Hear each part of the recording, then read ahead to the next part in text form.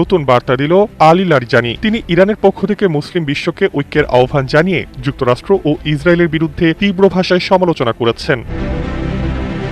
সোমবার দেওয়া বিবৃতিতে লারিজানি যুক্তরাষ্ট্রকে বড় শয়তান এবং ইসরায়েলকে ছোট শয়তান আখ্যা দেন। তার দাবি, এই দুই শক্তির বিরুদ্ধে ইরানের প্রতিরোধ শুধু নিজেদের নয়, বরং পুরো মুসলিম বিশ্বের স্বার্থ রক্ষার অংশ। তিনি প্রশ্ন তোলেন, কিছু ইসলামী দেশের অবস্থান আদৌ ইসলামী শিক্ষার সঙ্গে সামঞ্জস্যপূর্ণ কিনা।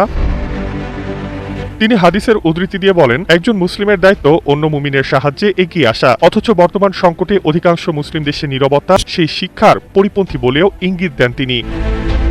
যেসব দেশ তাদের ভূখণ্ডে থাকা মার্কিন সামরিক ঘাঁটিতে ইরানের হামলার সমালোচনা করেছে, তাদেরও জবাব দিয়েছেন লারিজানি। তার যুক্তি, এসব ঘাঁটি যদি ইরানের বিরুদ্ধে ব্যবহার হয় তবে তা বৈধ লক্ষ্যবস্তুতে পরিণত হবে। শেষে তিনি বলেন, বর্তমান সংঘাত একদিকে যুক্তরাষ্ট্র ইসরায়েল এবং অন্যদিকে ইরান ও প্রতিরোধ শক্তির লড়াই। এই প্রেক্ষাপটে মুসলিম বিশ্বকে অবস্থান পুনর্বিবেচনার আহ্বান জানিয়ে তিনি জোর দেন, ঐক্যই নিরাপত্তা ও স্বাধীনতার একমাত্র পথ।